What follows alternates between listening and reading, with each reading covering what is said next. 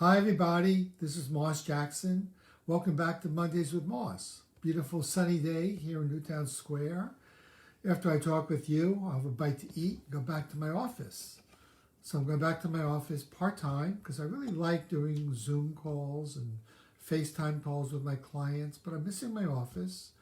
I got a rubber tree plant there that has a southern exposure and it just loves being fed. I think when I come in and it sees me, it smiles. I smile when I see it.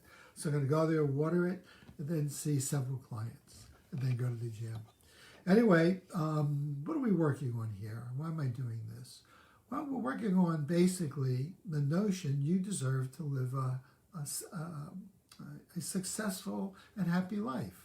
One where you accomplish what you want to accomplish, and you feel satisfied, and you move away from ruminating, regrets, and anger, and fear, and to step into the art of life navigation, going for what you want and bouncing back.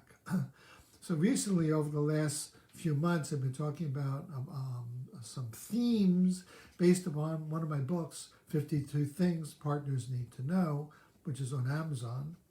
At least I think it is. I got to check that out.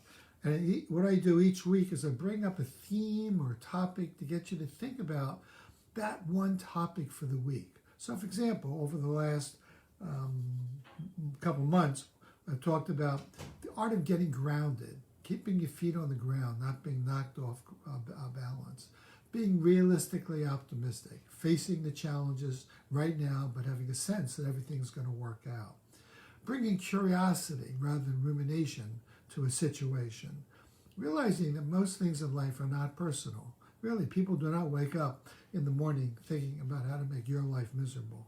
They have enough trouble getting through the day on their own. Fear, managing anger. Then we talked about courage, the power of courage. I think then we moved to triggers, how we get triggered, and it throws us back into some old painful experiences that are lodged in our emotional memory that you gotta appreciate in order to deal with the situation now. And last week we spoke about be a little delusional, kind of a curious thought.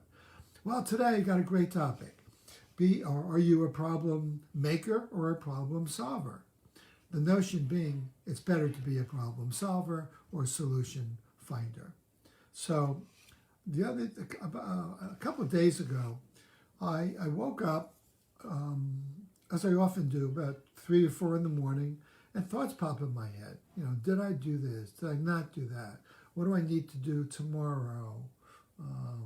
Do I have any tough situations? Why didn't I? It's like automatic. It's like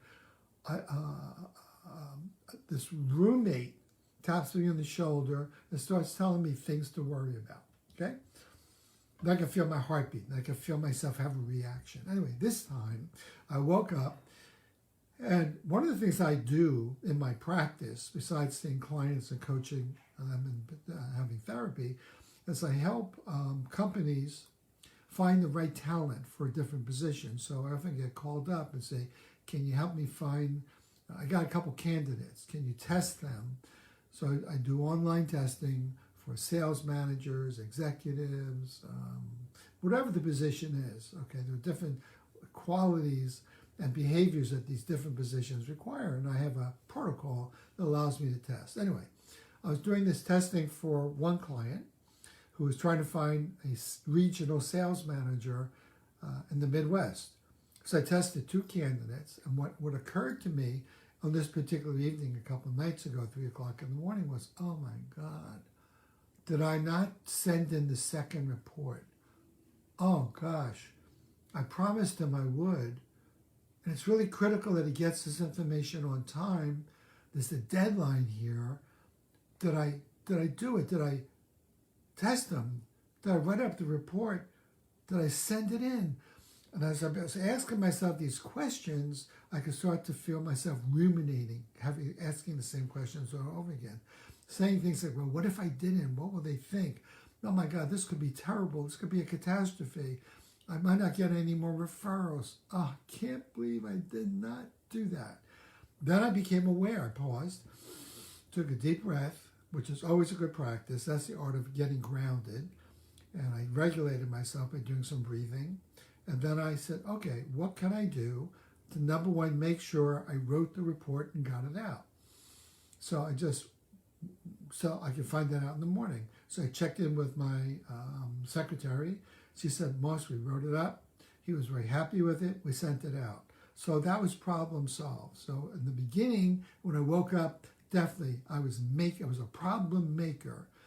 I could feel myself being drawn into that dark hole.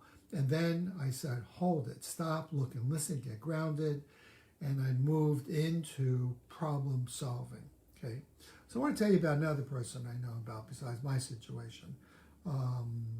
Over the weekend, I heard Lisa Baird, who I think is president of the Women's Soccer League in America, talking about the sudden shutdown and loss of everyone's job because of the pandemic. One Wednesday last year, she was looking forward to, on the weekend or whatever, coming up really fast, having some really important competitions in the league. Then the next morning, everything got shut down. Everything got shut down. No more practices, no more travel, no more anything. Anyway, she moved very quickly, it seemed to me, because as she was being interviewed, from worrying about it to being a problem solver. How can I keep our managers and different teams paying their players? How can we get an SBA loan for the league?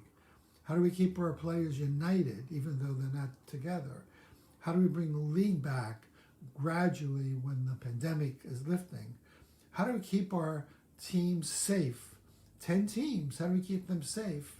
And he created bubbles, getting small locations. Where can we locate in a self-contained space called the bubble and practice and do our competitions? What she basically did was this. She was definitely problem solving. I didn't hear any what ifs, any ruminations. She had a growth mindset. What can I do to learn from experience? There was nothing to base it on because she did not have that experience before. So she had to learn as she was moving it along. How could I learn from my mistakes and not get caught up and beat myself up if I make an error? How do we create? She focused on safety, protection, and developing protocols that were created throughout the whole league. How do we provide information to the teams, get everyone included?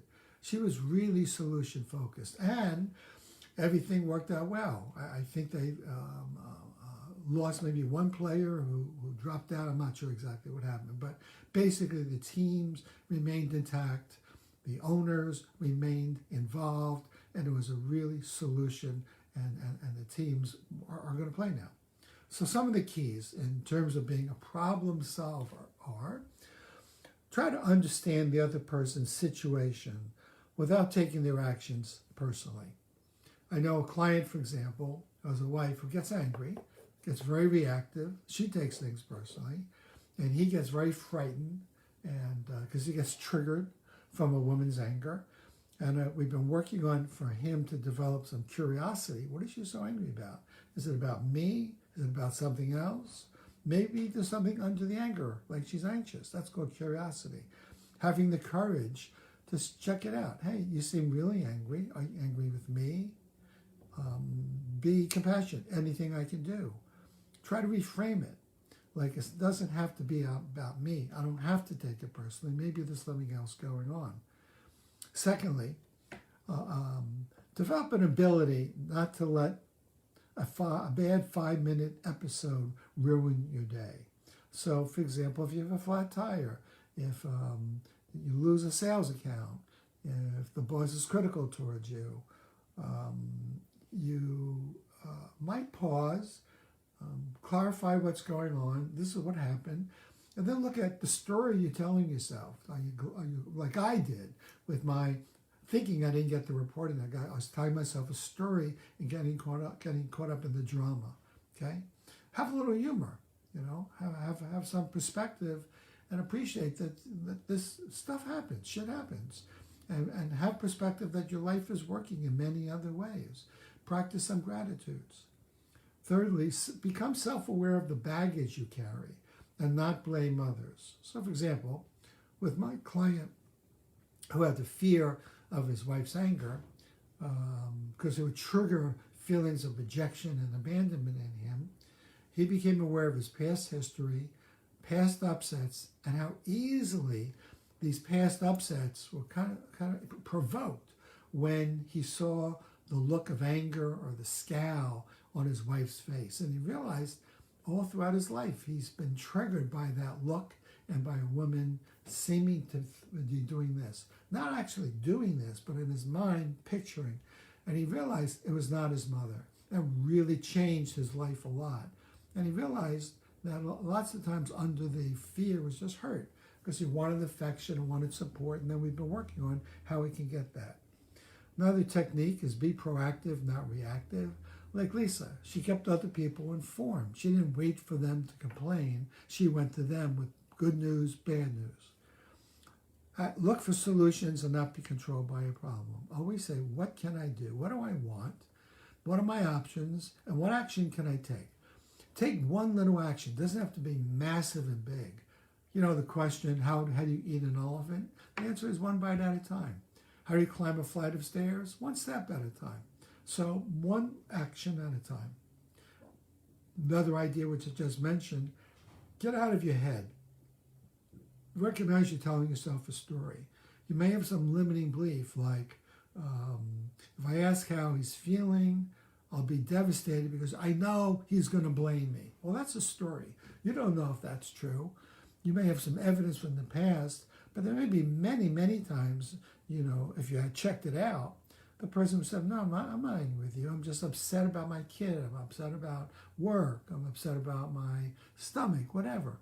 So don't assume that your limiting belief and your story are true. Really important, focus on what you want and create it.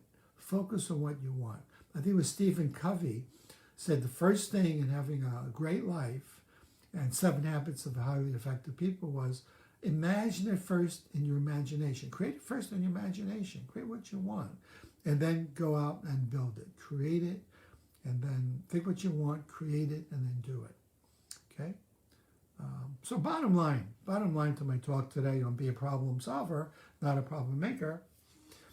Problem solvers and solution finders operate from a point of view that life works. Life works. No, they know what they want. They set goals. They follow an action plan. They deal with mistakes without blowing them up or catastrophizing. They have a growth mindset where they learn from mistakes. They're not perfectionists. They focus on being resilient and not getting caught up in taking things personally. Well, that's it. That's it. Be a problem solver, not a problem maker. So my suggestion for this week is, as you go through the week, notice when something comes up, are you turning it into a problem? Are you making a mountain out of a molehill? You may want to keep in your journal, if you keep a journal, which is, I think, a great idea if you tend to worry. Write down what happened, what are you worried about, what's your level of worry from 1 to 10, 10 being very high, 1 being very low, and look at, are you turning it into a catastrophe, making a mountain out of a molehill, or are you saying, oh, this is just a situation that I can handle? Take a breath, get grounded, and then ask yourself, okay, what's an action I could take? Given what I want, what can I start to do to make it happen?